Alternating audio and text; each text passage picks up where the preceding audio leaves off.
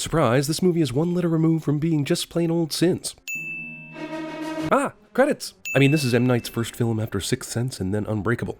Easily his best film, despite your opinion on the matter. So these credits here should have been a huge red flag for us on where his career was headed. These are some ballsy-ass credits here. Yo, people, shut the f*** up and read our credits. The music alone will spook you and draw you into the film. Also, Hitchcock was a pussy and I'm his better. And that's coming from someone who generally enjoys this film.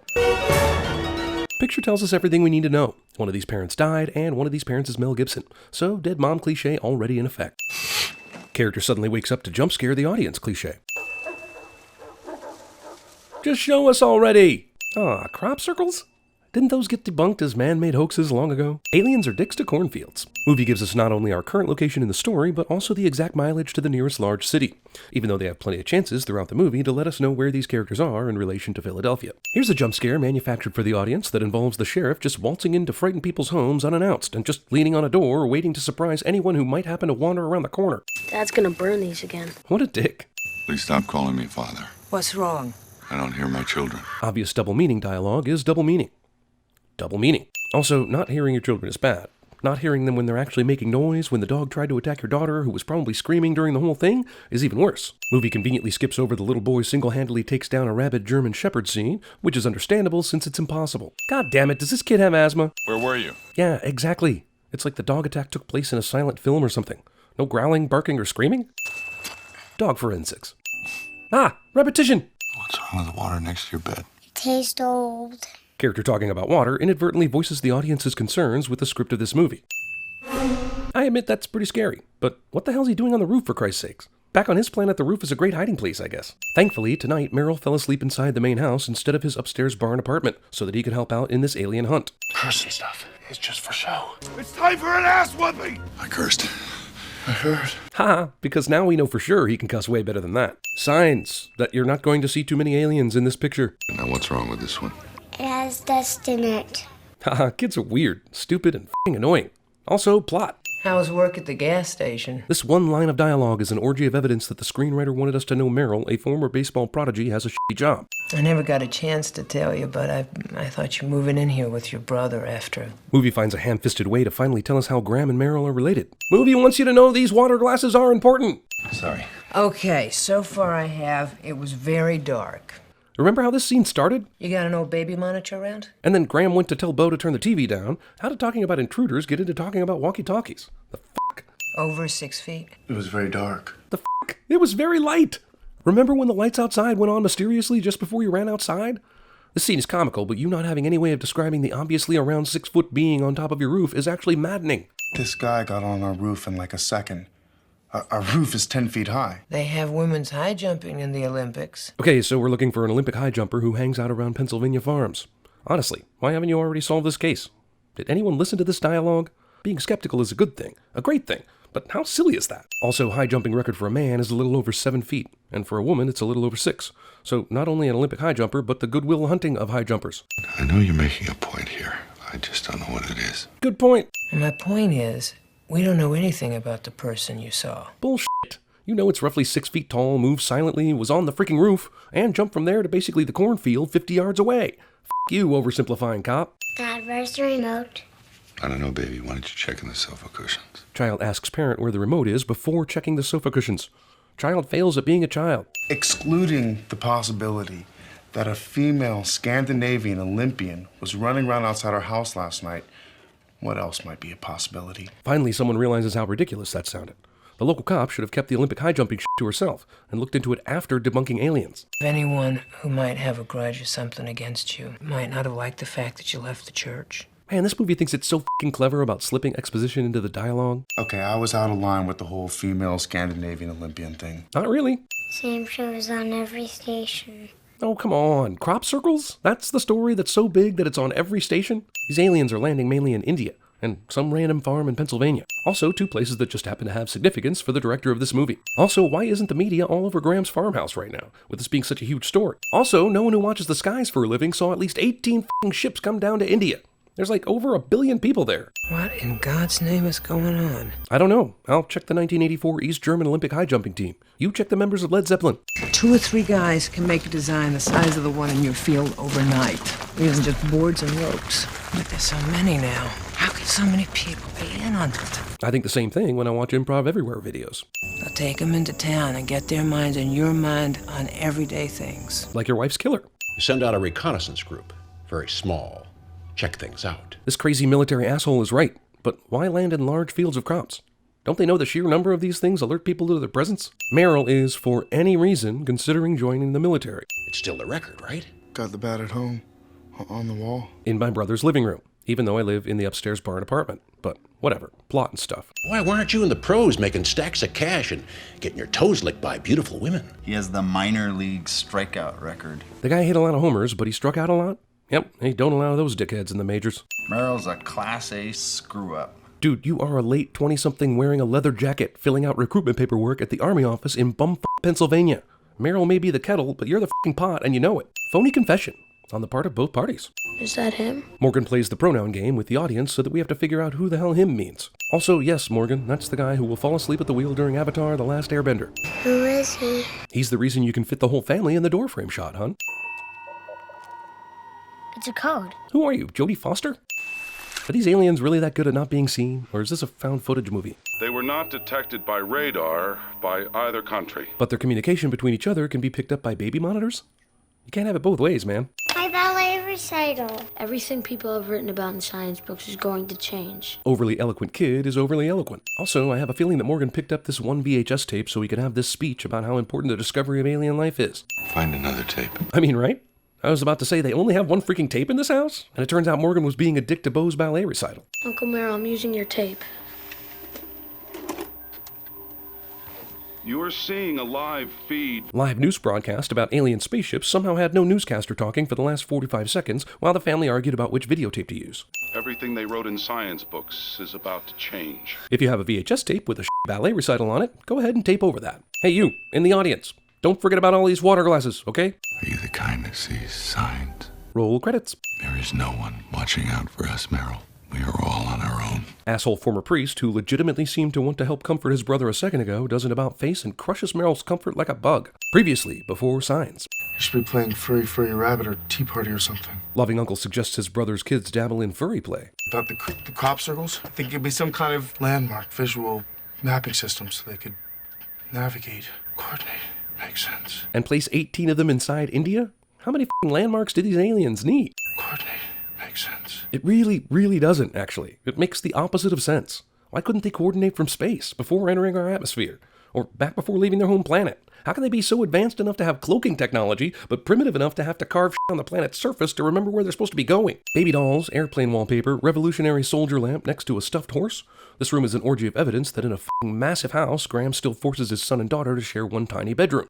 Looks a little like our house, doesn't it? Same windows. It's weird. No, it's called screenwriting. Happens every day, kid. Father? Hello? Where are you going? Ray Reddy's house. You knew that was him after he said one word. Director who thinks he's Hitchcock is Hitchcockian in all the wrong ways. Also, this might be the most convenient alien visit you could possibly dream up.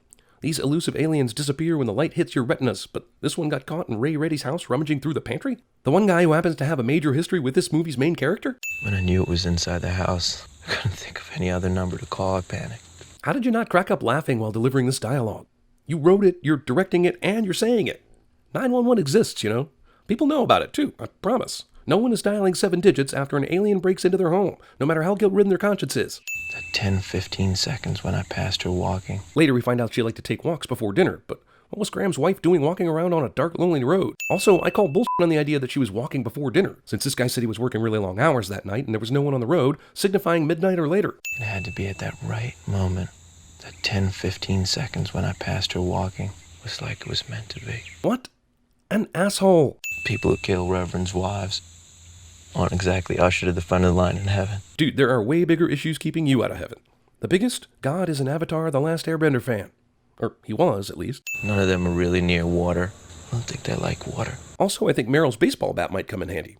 I have no basis for this, but remember that. Also, Jesus Christ, you can't resist casting yourself in your movie. Okay, fine, I sort of get that. But to give yourself the key foreshadowing dialogue piece, which ultimately foreshadows with the subtlety of my dick, F you, dude. Why don't you just make a movie called I'm Awesome and call it a day? Don't open my pantry, Father. I found one of them in there and locked him in. Some f***ing how. Also, as soon as I locked him in the pantry, I panicked and called you, Father, not the authorities, and then sat in my truck hoping you'd show up after that weird f***ing phone call where I didn't say my name or anything. Move, children! Vámonos! That's racist. Está atrás de ahí! Es behind! Spanish children speak mostly Spanish until they need to say key words so English speakers can understand. Also, this movie really did become found footage for a second. Alien in the cupboard. Also, I guess it can't be a proper barricade unless you stick one measly chair on top of the main thing that's barricading the door. That chair does nothing, people. Nothing! Character without any motivation beyond raw curiosity decides to unnecessarily confront what he clearly has enough evidence to know is an alien. Birds fly away to signify something scary happened cliché. We get it! You love Hitchcock! Enough already! I heard a theory that they don't like places near water. Yeah, you heard it from the director/screenwriter. Geez, this movie telegraphs its punches like one of Robert Downey Jr.'s Sherlock Holmes boxing opponents. Sounds made up. Right, unlike everything you've been saying. I saw one of them at Ray Reddy's house. Much like him, calling the cops felt stupid to me. So I just left that f***er with a three-fingered hand in his pantry. My vote counts as 2. That's bullshit! You're cheating! Come on, the guy was a priest and just recently started losing his faith in the past 6 months. His kids aren't swearing at him yet with any kind of confidence. I don't want to leave home. This is where we lived with Mom. And where you've also lived without her, too. I'm just saying. I changed my vote. See? This is why you shouldn't let women vote. Oh, wait. I changed my vote. You can't change your vote.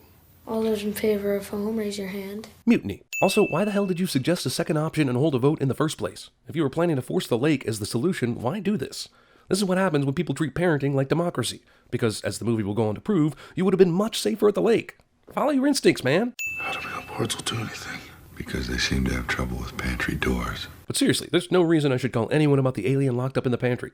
Did this guy lose his faith and common sense? Amman joins Nairobi, Beijing, and Jerusalem as the latest to confirm the appearance of lights. Hey, not everything has to be about America, but damn, this family lives in Pennsylvania, and we still haven't heard about New York, Chicago, Houston, Los Angeles, or Cody, Wyoming yet. There are lights in over 274 cities.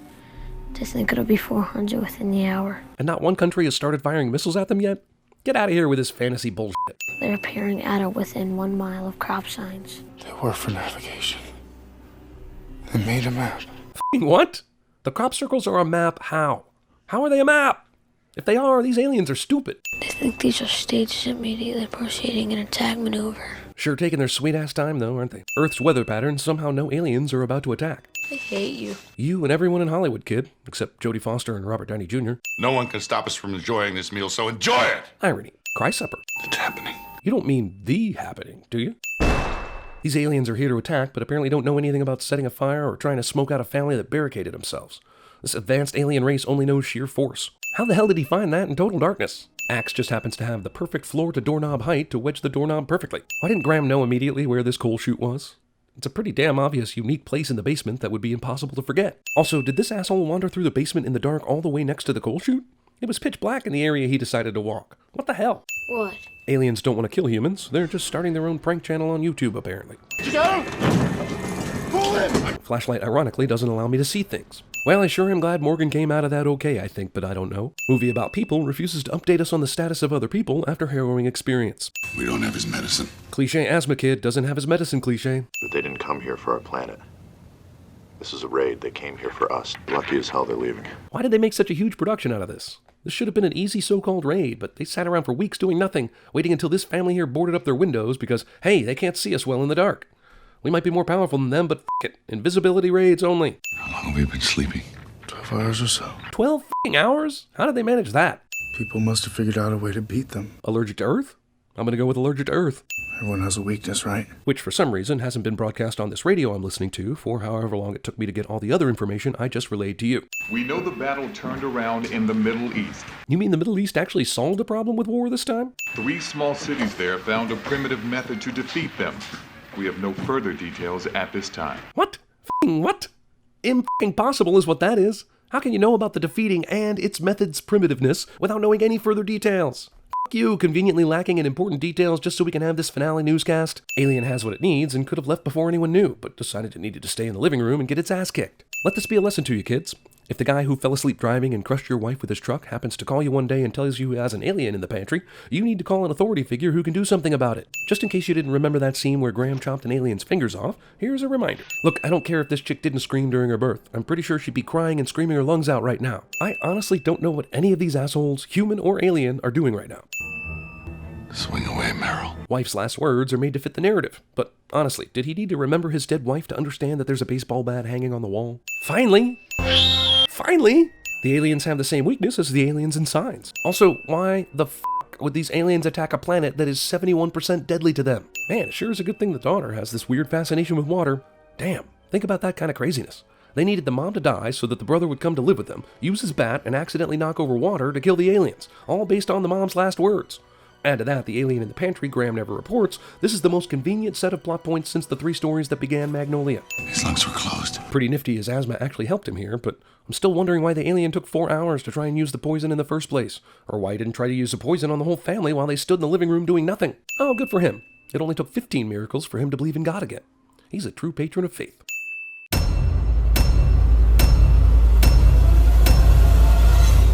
Don't open my pantry, Father.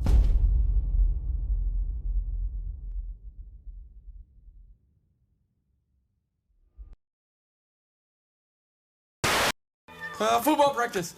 What's the matter?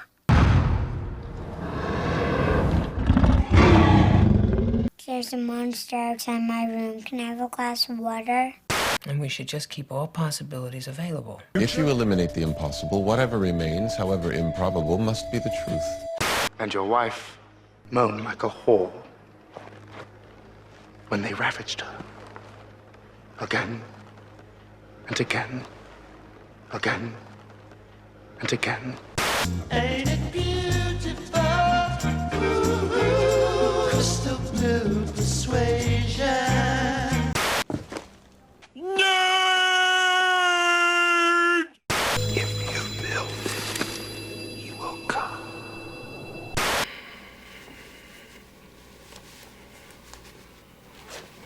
Oh! Is this really happening? Is this the real life? Is this just fantasy? And what kind of machine can bend a stalk of corn over without breaking it? What about a magnet? What magnet? What about it? Yeah, bitch!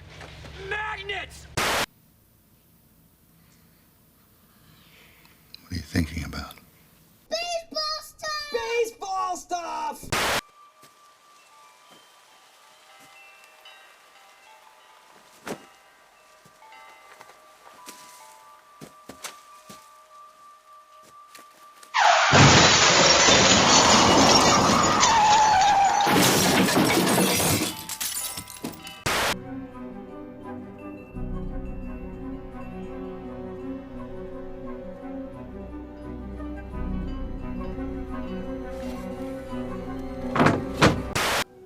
I'm going to have a cheeseburger with bacon. The Royale with cheese.